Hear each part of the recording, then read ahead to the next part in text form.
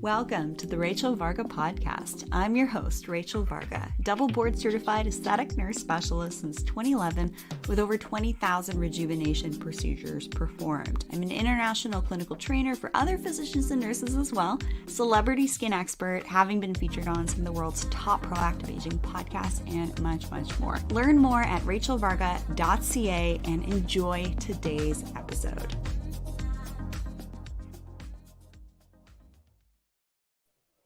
Welcome everyone to today's live recording right here on the Rachel Varga Podcast.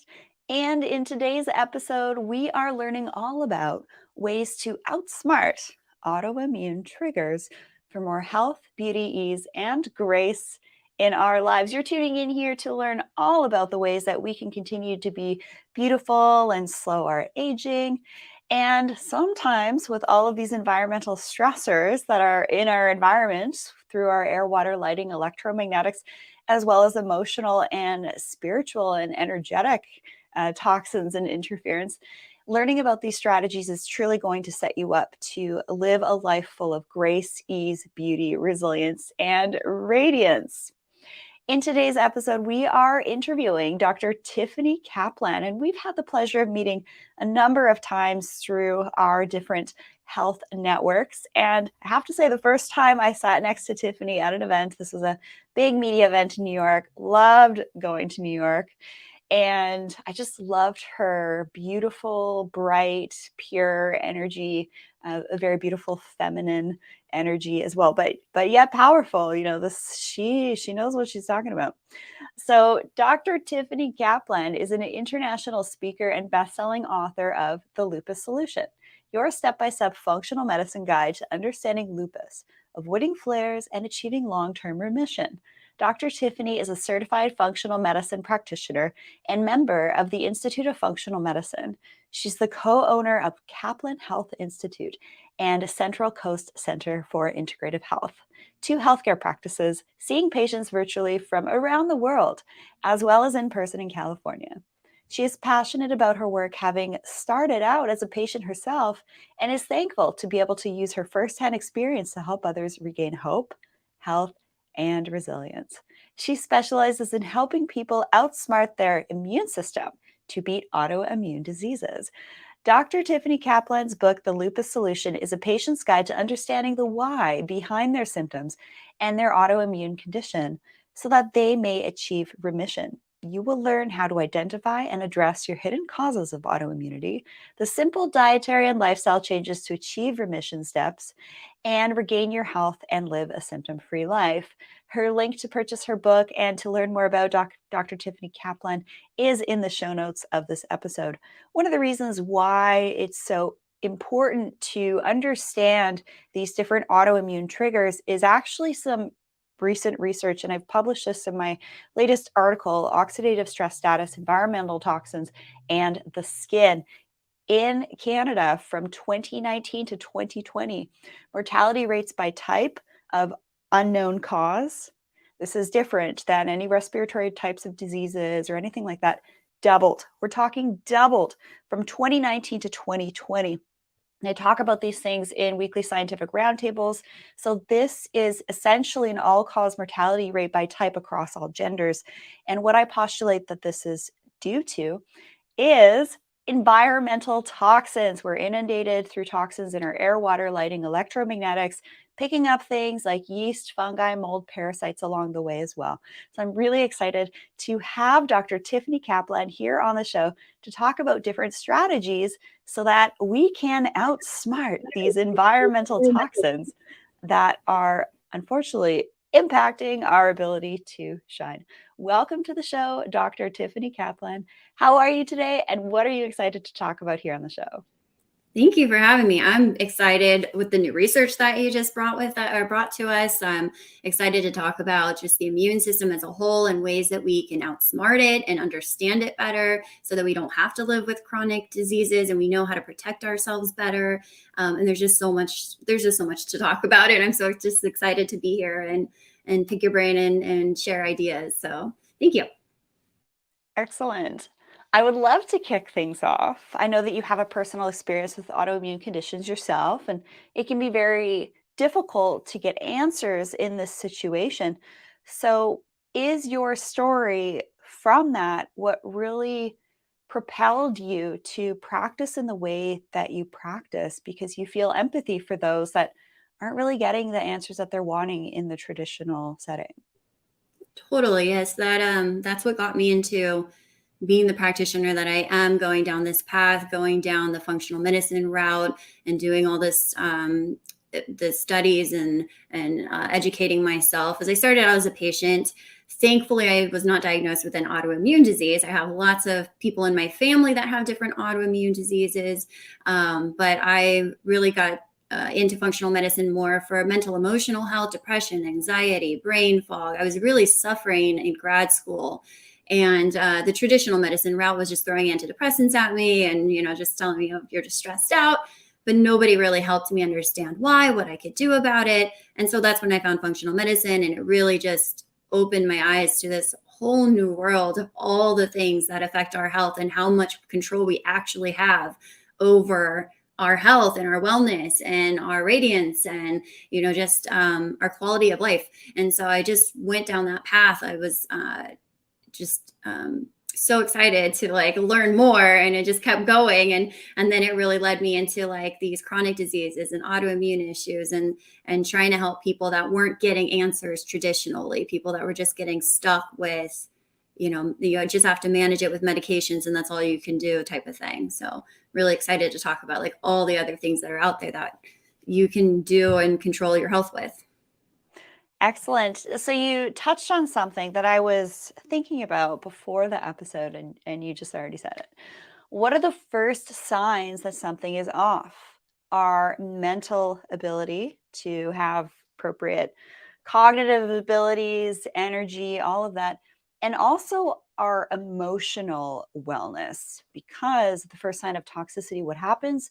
Things like brain fog, things like central nervous system dysregulation via the mechanism of toxins, whether it's heavy metals, whether it's mold, whether it's toxins in your skincare, whether it's toxins in your personal, professional relationships as well. So, would you say that that's actually one of the first signs that something is just a little bit off and we better take care of it? Is through brain function and central nervous system function? Yeah, I think that's a good way to start paying attention to it. You just don't feel like yourself. You don't feel like you can keep up with things as easy. Your energy's not as good. You're, word searching, or you're having a hard time getting good sleep. You're having pain. I think the way that we look at symptoms in the functional medicine world are they're the indicators that something is going on. And it doesn't matter how benign that symptom is, whether you're just feeling more run down all the time, you feel like you should feel better, just knowing that it's harder to function, or there's just things that don't feel good in your body, whether it is mentally, with your energy, so physically, anything. Symptoms are the way that our body is communicating with us. I would also add to that pain. So, say, for example, sometimes I cycle my supplements and I take a boatload of supplements. We're talking antioxidants, omega, magnesium, pre-probiotics, analytics, immune supporting ingredients as well, collagen, all sorts of different things. But sometimes I cycle them and I'll take maybe a day or two off and all of that. And it's when I do that and I don't take my supplements before bed, I wake up in more pain. And pain can be also an early indicator that something is off. I would say even pain like menstrual cramps, right? It's not normal for women to have painful cycles, right? It's actually a sign of regulation when you're moving through your cycles and you don't have really bad cramps, or you don't feel like you need to take a day off work. So, how do you see pain as an initial sign showing up in the clients that you work with, like previous injuries, with inflammation flaring up in that area? What do you see? Yeah, so pain is one of the top symptoms, concerns that people with autoimmune disease have, or just people that are chronically stressed or inflamed for other reasons, toxins and whatnot. So I think that's good that you bring that up as a good thing to look out for is the pain. With autoimmune pain, yeah, it can show up in the joints and the muscles and the nerves. It can show up if you've had like an old injury. That could be like the weak part of the body that's going to cause the issue. It could be headaches.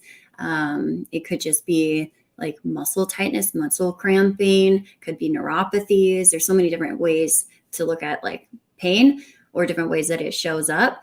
But I think it's an indicator that your body is trying to kind of tell you to slow down or stop or pay attention. It's trying to get your attention, and it's trying to make you aware that something isn't right. Yeah, I would absolutely agree with that. And it's if I don't take my supplements the night before, it's like, oh, I wake up with that kinked neck from previous injury. It's like, oh, I definitely feel it today. And so it's good to notice contrasts in your life with what you're doing to help you feel really good, and then things that you could maybe be doing more of to help you feel even better. Now, one of the interesting things is early indicators that something is off is also with the skin. So say, for example, I'm experiencing not saying I have. Wordplay is really important there so that you're not integrating disease or integrating trauma. It's something you're merely experiencing, like acne. I never say my acne. It's interesting though, when I have a pain flare up myself in the cervical neck region, I'll actually see more breakouts and signs of inflammation visibly on the skin. So, what are some of the initial indicators that the skin tells us, which is the largest organ of the body, that something is off? Yeah, that's a great question and thing to be aware of. The skin can show us a lot. It can show us if there's inflammation, like with rashes, or if somebody's having an immune reaction, like a histamine response. They can see those, or eczema or something.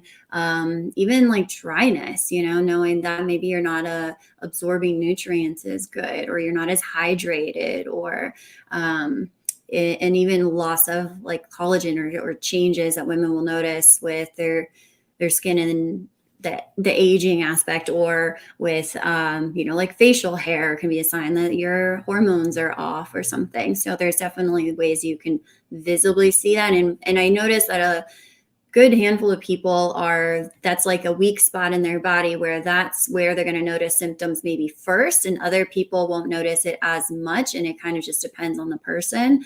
But I think some people, like the skin is a great indicator. For me, I know if I've eaten gluten or dairy or corn or sugar, my skin's going to break out. So it's like I definitely can use it as a way to tell how my body's reacting. And for some people, it's one of the first things they'll notice. And for other people, maybe they won't notice it as much. But it is definitely a good window into things. Absolutely. The first sign of, oh, what's this rash on the wrist? Or, what's this skin issue? This is new. You really want to look at different things in your environment. And again, the paper that I have published recently is looking at air, water, lighting, electromagnetics, and organisms adding to our quote unquote toxic bucket, which is more technically referred to the oxidative stress status.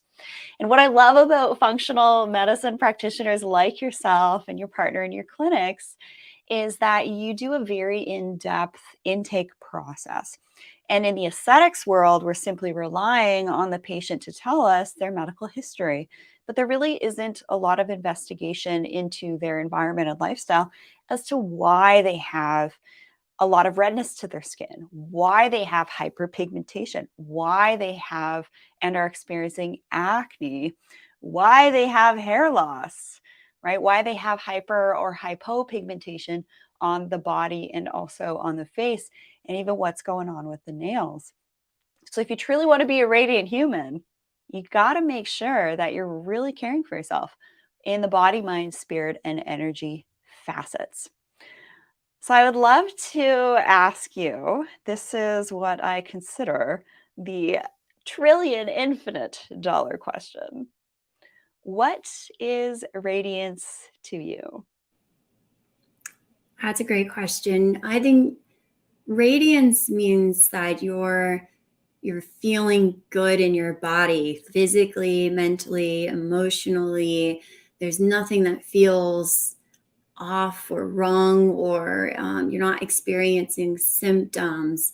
Life is like with ease, and you're resilient. I think a lot of health comes down to resilience, like how well you can bounce back from stress, because stress is everything that we experience. Stress can come from our environment, our food, our relationships, our exposures in general. And so how resilient your body is will determine how radiant you feel, how vibrant you feel in your quality of life. There's also another layer to this of metabolic flexibility. So the more resilient we are, and we keep this toxic bucket as empty as possible, then a stressor comes in, body, mind, spirit, energy, all different facets, and we can deal with it. Whether we're taking adaptogens, we're eating properly through certain food analyses types of tests to make sure we're actually eating right for us. We're not just, listening to somebody on YouTube talk about the best skin diet, because you don't hear me talking about that. It should be specific to your DNA and your epigenetics, the way that you're eating and fueling your body. When you're talking to someone, I'd love to get into now the mind of someone who is able to outsmart their autoimmune triggers. How are they speaking? How are they presenting? How are they communicating? How do they read emotionally and psychologically? Those that are actually able to outsmart autoimmune triggers. Yeah, so I find most people that come to us initially when they're kind of in the midst of there's this frustration and having gone through the standard medicine model and being failed and just, getting to this really hopeless point, they're in the victim mindset. They're using those words like, my disease and, I have this, and it really becomes very disempowering. And so we try to work on changing the words that they're using and how they look at things, and also just helping them recognize how intelligent their body really is. Like everyone with an autoimmune disease says, well, the immune system is this problem, it needs to be shut down, it's like causing all these issues. But really your immune system's job is to protect you. It's very intelligent. It's doing its job the best it knows how to do. It's reacting to the situation that you put it in. And so we need to look at the body as a self-healing, intelligent organ, and give it some grace, and then learn how to listen to it, its communication with us, so that we can learn what it needs to be taken care of, and how best to do that for our individual needs. So with the right type of nutrition and supplements and lifestyle. And so it's just understanding, or kind of putting them in that perspective of understanding that they're working with their body. They have a lot of control over things. It's the empowering mindset that makes the difference between the people that get the results and the people that don't. The people that kind of just get stuck in that victim mindset really just become a victim to their health. And then the people that start to look at it in a different way and look at all the things that they can control instead of the things that they can't control, they're the ones that are able to move the dial and move towards their goal of remission or getting off meds or whatever it is, just feeling better and being more radiant. So. Mm-hmm. And there's also this concept of the body keeps score. Traumas, emotional traumas, big life situations, they really can actually get stored and stuck in our physicality and also our energy centers of our body, if you think of the chakras and things like that. So when there are blockages, you're going to see things pop up in those areas. Now, if we think for a second, so this is getting into more Ayurveda, TCM, what kinds of blockages result in different types of autoimmune diseases that you've been able to see? Yeah, I look at it from my background in functional neurology. Before I got into functional medicine, I was more just fascinated by the brain and how much we can control with that too. So going to the the idea of like neuroplasticity. A lot of times I'll find that these traumas in our life, actually physically change the structure of the brain, which neurons are connected, and it makes certain parts stronger and it makes certain parts weaker. And those patterns physically change us and can be what kind of turns on those predisposing factors to develop something like an autoimmune disease. So there was that adverse childhood experiences study that they did where they found there was this huge connection between people that experienced childhood trauma, neglect, stressful situations had a much higher risk of developing an autoimmune disease later in life. And it makes so much sense that having that connection between trauma, physically or like hormonally and chemically making changes in our body, and then rewiring our brain. And so our body is like more, kind of think of it like your immune system goes on hypersurveillance mode and your nervous system will want to jump into fight or flight. It's like a protective mechanism that happens. And that's how I more kind of view it. And then, yes, people can notice things in different places of their body. So if they feel an emotion, they might feel chest tightness, or they might feel their stomach feel upset, or they might feel physical pain or something. And again, it's just like having the person understand and listen to their body and know that that's the communication that's happening. And those are things that can help us figure out how to address the problem instead of just chalking it up to it's just a symptom, we got to deal with it or manage it. But like, what can we do about it? So talking about what can we do about it, I love being part of weekly scientific roundtables, talking with some of the most brilliant minds across the globe, coming together. There's anywhere from 100 to 400 of us on each call each week. And we're talking about the biology of different immune response pathways, maybe some biology that we've been taught to believe that is actually not based in biology. It's based in like a mythology. And I'm just curious your thoughts here. Is stimulating the immune system a practical way to help to have a healthy immune system? Or could there be issues with this type of manipulation on our biology? Yeah, interesting question. And there's multiple sides to this, as you know, but I think the way in the functional world we're kind of viewing an autoimmune disease is that there's a imbalance of the immune system, which is what's causing the vicious cycle of inflammation or antibody production or something that's causing the tissue destruction of the problem, right? And so depending on what pathway is being pushed is how it might present in somebody. So when we're looking at an autoimmune disease, a lot of times we'll notice these patterns of certain types of immunological markers. Like when we do this test called the lymphocyte map, and it breaks down all the different like lymphocytes, white blood cells, and it tells us Th1 cells, Th2 cells, T regulatory cells, your Th17, natural killer cells. It just tells us all these different components to the immune system. We can see patterns that will show us certain parts are getting more stimulated than others. And so we can always go back and look at, well, one, what are the things that are causing that? Are there other hormonal imbalances or toxins or microbes, pathogens? What's causing it? But then there are ways that you can support the immune system, not necessarily just like stimulate all of it, but like support different parts of it.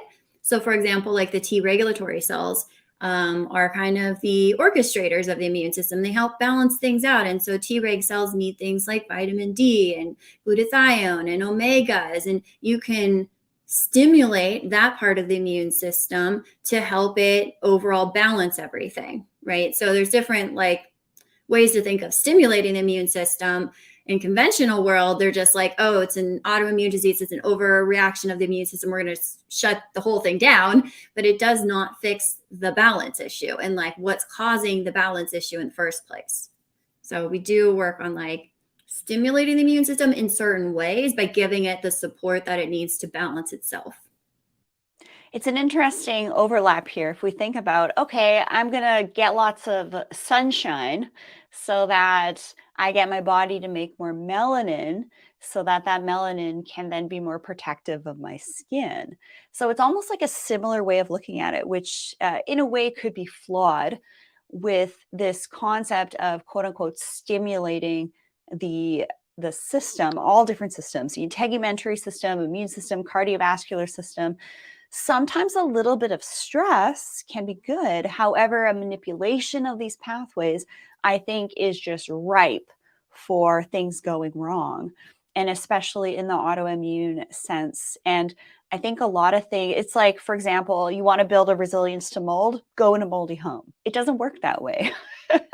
And the cool thing about kids with their systems is they get exposed to, say, a cold or pathogen, and their immune system is super robust. And there's these mechanisms in our immune system that every step of the way is trying to stop that pathogen from taking hold. And that's why kids' immune systems are so great, is because they have those mechanisms in place and they get really good at doing that. And then as we go older, we're exposed to more air, water, lighting, electromagnetics, and organism pathogens that can interfere with some of those checkpoint pathways. So I don't necessarily like this idea of stimulating an immune system to get a practical response, especially with something that could be considered a toxin in of itself. Just think about that example of, let's expose yourself to parasites and then we'll become more resilient to parasites. It doesn't work that way. I love what you said about the support type of approach as opposed to a stimulating type of approach. Do you have anything else to add to that? Yeah, I think like what you were saying with stress is not always a bad thing. We need a little bit of a stress to be able to cause a good response. I mean, we think about even exercise as being a stress, or fasting being a stress, or getting exposed to a pathogen so that we build up an immunity. And those are all different types of like stressing the immune system or stressing the body in a good way. But too much of the good thing's not a good thing. So I think that's always the thing we go back to, is it's all about balance. It's about giving the body just enough to be able to give it what it needs, to be able to do what it's supposed to do on its own, so that we're not overriding it and, pushing it to do something, like just stimulating the whole immune system or suppressing it. It's just about balance and giving it the right things, the tools, the nutrition and the lifestyle that can, modify those triggers or the causes of inflammation or causes of stress in the body, and giving it just enough that it will be helpful. Love, love, love that. So when we are exposed to different toxins in our environment, I mean, the evidence on this is conclusive. The research that it does affect our mortality rates is there. So what do we need to know about detoxing? And what are some of your favorite detox methods? Because if these toxins get jammed up in our biological, neurological, machinery, then there's more chances for things to go wrong. It's like you can't out-evolve electromagnetic radiation and wireless cellular radiation. Humans can't out-evolve that. What's going to happen is you're going to get mutations of your genes that are then going to have issues in downstream mechanisms that can start very small and then have pretty big downstream effects. So what are some of your personal self-care and detox practices, Tiffany? Yeah. Constant supportive detox. So I don't think when people are like, oh, I'm going to detox, and it's like a once a year, they're going to go all out and do this hardcore thing. And that might be too much on the body all at once and actually create a disaster. So I think it's a constant support of these pathways, and thinking of like the main places our body detoxes, like our gut, making sure you're having daily bowel movements, making sure you're hydrated, you're pushing things through the system at a good pace. Thinking of the liver and making sure that you're working with your genetics to be able to overcome any problems that interfere with your ability to break things down and clear them out in protective ways. And so we're always looking at like, what are the steps involved in detox and what might be missing for that person.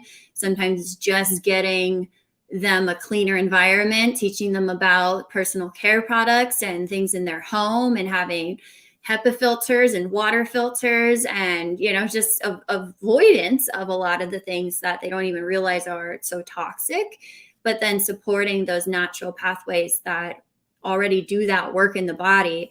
Like glutathione is actually one of the best things that we'll use, and I use it on a regular basis, or I take it on a regular basis. And it helps. It's the body's main antioxidant, so it helps with so many of these different factors and detox pathways and antioxidant purpose. Like it helps with everything else, brain and skin and hormones and everything. So I think like just knowing what's missing for the person, what genetically might be interfering with them doing those basic functions, and educating them on exposures. So that's, I use glutathione. I do like Epsom salt baths and sauna, and just trying to sweat and exercise and move and keep normal bowel movements and stay hydrated. It's all the basic things that just, I know my body does best with, when I do all that stuff, I wake up better the next morning, so just knowing what that is for each person, and everyone's a little bit different. Yeah, I also love ionic foot baths.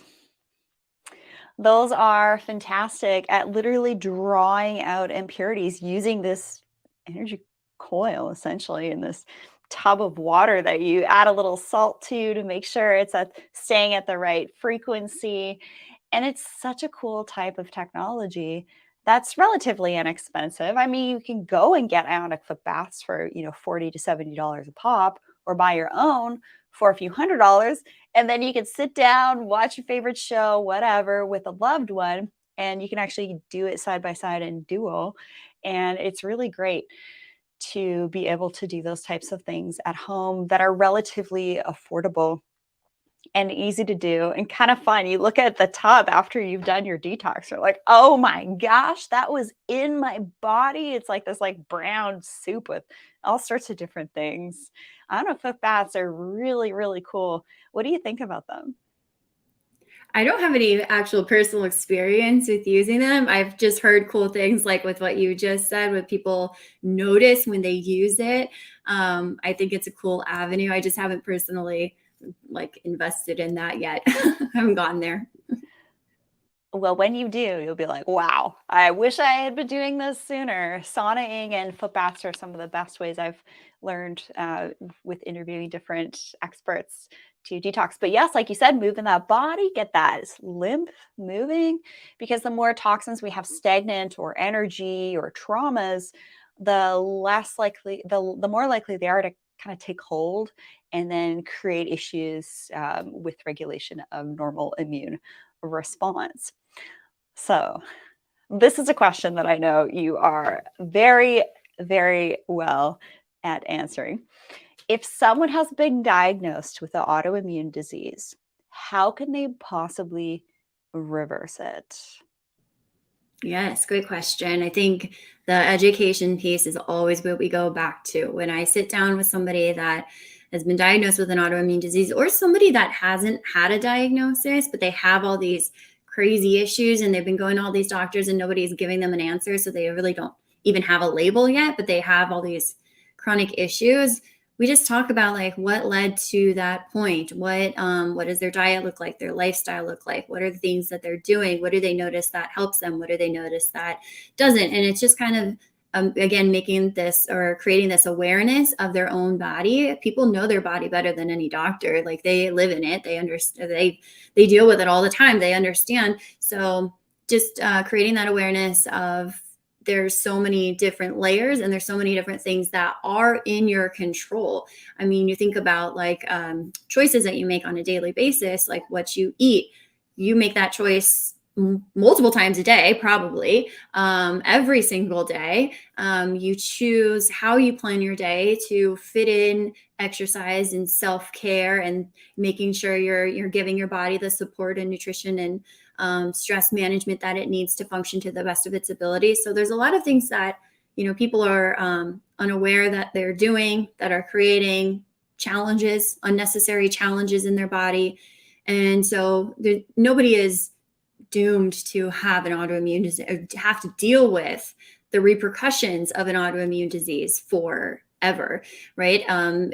Autoimmunity is not necessarily curable. It's something that once your immune system starts to create this response, it's always going to know how to do that, but we don't want it to be triggered and to be causing problems and to be progressing and turning into other issues down the line. So the whole goal of like an autoimmune disease is to get your immune system into this stable, balanced state of remission where you know how to avoid the flare-ups and the complications and the symptoms and the issues that come from having an active autoimmune disease. So regardless of where somebody comes to us on the spectrum, whether they've had a diagnosis for decades, they have 5 autoimmune diseases, they just have all these crazy symptoms that they think could be autoimmune, it doesn't really matter. To me, the label doesn't matter. It's just kind of understanding the person as a whole, what things are going on in their body, what things they have control over, which things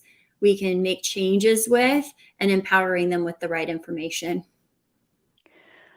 When we start to go down this rabbit hole of common triggers to autoimmunity and accelerated aging and changes with your body, mind, spirit, and energy that you notice is happening, one of the things that I really enjoy doing is going grocery shopping with my mother. And a certain generation gets really stuck in their ways. They've used these products forever. We're talking like a little cornstarch here and there, a little vegetable oil here and there, non-organic greens here and there. And her barrier is it's too expensive. However, when you're giving your body the best with the foods that you eat, don't eat out as much. Don't buy as much alcohol. Take the funds that you would have from that and put it into fueling your body in a really good way. When you eat organic, when you eat super clean, and you're avoiding things like vegetable oils that are super, super toxic, that are even being discussed as potentially being like the next smoking of our generation, because that stuff, honestly, canola oil and things like that, they stick around in your fat cells for a really, really, really long time. You might not know that. And I was doing a skin consultation for a lovely client, Kristen, the other day. And we were talking about this one skin brand out there. It's 2 words, and it's a B and a C, right? B counter. I'm not going to like bash brands. It's not really my style, but you probably know the brand I'm talking about. And in all of the moisturizers she was using, eye cream, night cream, it had hydrogenated vegetable oil as an ingredient. And here we go. This is a company that's, being talked about by a ton of health influencers, that is heavily based in media marketing and affiliate sales. And then I take one look at the formulation. I was like, why is canola oil and hydrogenated vegetable oil in a skincare product? And these poor women, they know to not eat those types of products, but they don't know that it's in their personal care products. So we know about canola oil, we know about, hydrogenated vegetable oil. It can kind of be disguised as like a different type of name of the vegetable oil. So this is what I love to do in my one-on-one consults, is to go through every single product a client's using and just say, no, that's the ingredient you definitely need to stay away from. You know better than to eat that one. So let's get you onto something much cleaner. So common triggers I see for aging and skin issues, hormonal disruption, central nervous system dysregulation, is our toxins in air, water, lighting, electromagnetics, pathogens, and also what's in our food. And this is super broad. How long do you find it takes someone to actually learn, integrate it, and then put it into practice with their daily shopping habits? Yeah, great question. It's definitely a process. It doesn't happen overnight for sure. We have dedicated nutritionist health coaches on our team that help people with understanding this, because it does take a while for things to click and people get used to eating a different way and shopping a different way and cooking a different way. But once they learn it, then these are lifelong tools. We're usually working with our one-on-one clients for like 6 months to a year to get them to a place where they're confident in doing this more on their own. So it's a process, but I would say even in a couple months, you can definitely make significant improvements just with little tweaks to what you're doing, buying, eating, how you're cooking things, and I love that you were talking about, like, in the cost, oh, it's so expensive to eat clean. Well, it's really expensive to be sick. It's really expensive to have all the, expenses of seeing all these specialists and doing all these crazy tests and surgeries and medications. And I mean, I see so many people that come to me with like on biologic medications, and it's so expensive to be ill. And when you start prioritizing your health and you start to put money where you prioritize it, then you actually start to save in the long term. You save your quality of life, but you also can save on healthcare costs, once you understand and you educate yourself. So I think that was good that you bring up, like, yeah, people think, oh, it's so expensive to be healthy, but what's it costing you to not be healthy? It's not just financial, but your quality of life and quantity of years and how gracefully you age. It all comes down to how you're taking care of yourself. So prioritizing that is definitely key. Yes, absolutely. And if we think about this for a second from, spiritual energetic perspective, if our bodies and our physicality is scrambled, our minds are scrambled, our physicality is full of toxins, you're not going to be able to have beautiful exchanges in your personal and professional life, because there's going to be toxins getting in the way of having, for example, positive emotional thoughts and states. When you're in pain, your central nervous system is dysregulated, you're going to be more in that negative emotional state. Nobody wants to be friends with someone that is negative. We call them the negative Nancy's. Nobody wants to be friends with them. If you are finding you're always negative, you're complaining about this, that, the other thing, just take a moment to realize maybe how few friends you might have and how people might not want to be calling you up and wanting to hang out with you all the time. So the better our bodies are functioning, we're going to be more beautiful. We're going to slow aging. We're going to have more beautiful interactions with people, places, and things. So this is kind of part of my mission here. Use good skincare, use clean personal skincare products. I said scare, right? We don't want to scare the body with this onslaught of toxins. We want to be supporting it, like you said, with these beautiful mechanisms that we understand in biology, and to not mess with that machinery through toxins or things that are super new.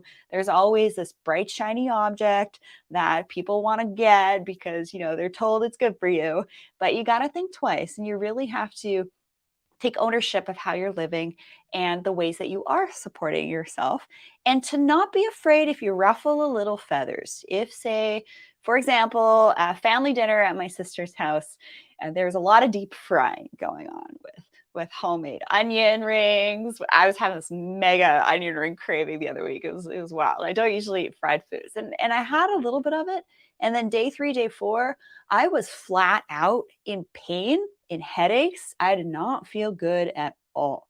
So you might feel good initially having it. However, listen to how your body, mind, energy, and spirit are responding when you do have exposure to certain things. Because when you get used to being super clean and super pure, just how excellent you can feel. And then you have the contrast of, say, you've been exposed to something like, high canola oil in a meal, or more alcohol than you're used to, or more sugar, or gluten or dairy, or even being around toxic people. Just noticing the contrasts, because we have this ability to notice contrast. And if you notice it, it can tell you a lot about how to best support yourself. So I'm curious, do you have any closing words to that effect? And do you also think that the more ownership we take with looking after our body, mind, spirit, energy, the better this world could be? Absolutely. I think a lot of things come down to health, how we take care of ourselves, and we take that ownership over our body and we listen to it. I mean, we only have one body. We have to take care of it, and it'll take care of us. But I find when people are healthier, they're happier, they're more productive, they have better quality of life, they have better relationships, they can do more in their community, they can do more with their job, they can be better parents and friends, and the ripples that we see happen in families when somebody works with us is amazing. And I think that the message I want to get out to people is that it's you don't have to live with a chronic health disease. If you have an autoimmune disease or something, it's not a death sentence. You don't have to be the victim to it. You can definitely do a lot to learn a better way to live and take care of your body and thrive. And you don't have to just live with symptoms for the rest of your life. And when you start to take ownership and control, so many other aspects of your life improve just from you learning how to take care of your body, like in a physical, mental, emotional way. So it's sort of like putting our oxygen mask on first. We're going to be better able to serve others if we first take care of ourselves. And there can be some barriers, especially with women or the wounded healer or being the caregiver, that there's, this voice that chimes up that, it's too much money to get that supplement or do this or do that. However, it's definitely going to be worth it in the long run. Dr. Tiffany Caplan, where can people learn more about you? Yeah, you can find us online, Caplan Health Institute. It's Caplan with a C. And we do online classes, and we have our book, and you can read about those different things on our website. But finding us through Caplan Health Institute is the best. Fantastic. And the links to reach out to Dr. Tiffany Caplan and her centers and to pick up a copy of her book is in the description of this episode. Thank you so much, Dr. Tiffany Caplan, for joining us here on the Rachel Varga Podcast to share some of your insights into autoimmunity, how we can support our bodies through different things that we might experience, stay positive in the process, stay empowered during the process, and continue to show up as high vibe, radiant, stunning, and beautiful humans that are living a beautiful, fulfilled life with beautiful interactions with ourselves, people, places, and things. I warmly invite everyone to learn more about working with me and how I can support you in your journey to non-toxic skincare, slowly aging, rejuvenation, and how to be a more radiant human over at rachelvarga.ca. And shop easy on my e-store. I work with about 15 different brands, and I distill down in my e-store things that are free, everything that's free of parabens, phthalates, sulfates, artificial dyes, fragrances. And this includes skincare, hair, skin, nail supplements, grooming products, daily household items like hand washes, body soaps, toothpaste, deodorants, you name it. If I use it, it's on there. And you know that I love to do my research on products and share only the best of the best for you and use only the best of the best for myself as well. Dr. Tiffany Caplan, it was a pleasure having you here on the show. And I look forward to see you again in person at another excellent event for healthcare practitioners that are on a similar mission. And Dr. Tiffany Caplan is one of those that we're in the same corners, and we're all working together behind the scenes to help you all shine bright and live your best life. Thank you so much, Dr. Tiffany Caplan, for joining us here on the show. Thank you so much. My pleasure for being here. And I love your mission. So thank you for having me.